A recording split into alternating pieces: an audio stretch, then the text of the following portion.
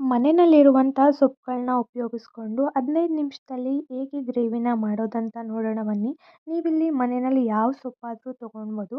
2 ಹಿಡಿ ಸೊಪ್ಪಿಗೆ 1 ಲೋಟ ನೀರನ್ನ ಹಾಕಿ ಅದನ್ನು ಸ್ವಲ್ಪ ಬೇಯಿಸಿ ನಂತರ ಅದನ್ನು ತಣ್ಣಗೆ ಆಗುವವರೆಗೂ ಬಿಟ್ಟು ಅದನ್ನು ಪೇಸ್ಟ್ ರೀತಿ ಮಾಡ್ಕೊಳ್ಳಿ.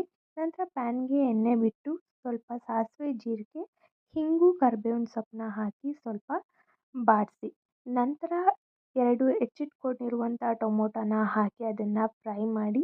ನಿಮಗೆ ಬೇಕಂದರೆ ಅರಿಶಿಣನ ಆ್ಯಡ್ ಮಾಡಿ. ಇಲ್ಲಿ ನಾನು ಅರಿಶಿಣನ ಆ್ಯಡ್ ಮಾಡಿದ್ದೀನಿ. ನಾವು ರುಬ್ಕೊಂಡಿರುವಂಥ ಪೇಸ್ಟ್ನ ಹಾಕಿ ಮಿಕ್ಸ್ ಮಾಡ್ಕೊಳ್ಳಿ. ಅದನ್ನು ಸ್ಮೂತಾಗಿ ಬೇಕಾದರೂ ರುಬ್ಕೊಳ್ಳಿ, ಇಲ್ಲಾಂದರೆ ತರ್ತರಿಯಾಗಿ ಬೇಕಾದ್ರೂ ರುಬ್ಕೊಳ್ಳಿ. ನಿಮ್ಗೆ ಹೇಗೆ ಬೇಕೋ ಆ ಥರ ಪ್ರಿಪೇರ್ ಮಾಡ್ಕೊಳ್ಳಿ.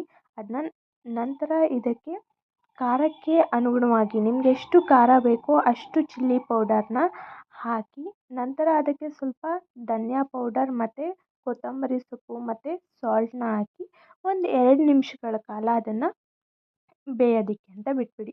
ಮನೆಯಲ್ಲಿರುವಂಥ ಸಾಂಬಾರು ಪೌಡರ್, ನೀವು ಯಾವ ಸಾಂಬಾರು ಪೌಡರ್ನ ಯೂಸ್ ಮಾಡ್ತೀರೋ ಸಾಂಬಾರು ಮಾಡೋದಕ್ಕೆ ಆ ಸಾಂಬಾರು ಪೌಡರ್ನ 1 ಸ್ಪೂನ್ ಹಾಕಿ ಅದನ್ನು ಚೆನ್ನಾಗಿ ಮಿಕ್ಸ್ ಮಾಡಿ ಹಸಿ ಸ್ಮೆಲ್ ಹೋಗೋವರೆಗೂ ಅದನ್ನು ಸ್ವಲ್ಪ ಬಾಡಿಸಿ.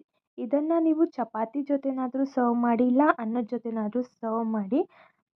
15 ನಿಮಿಷದಲ್ಲಿ ರೆಡಿ ಆಗುವಂಥ ಈಸಿ ರೆಸಿಪಿ ಇದು. ಪ್ಲೀಸ್ ಸಬ್ಸ್ಕ್ರೈಬ್ ಮಾಡಿ.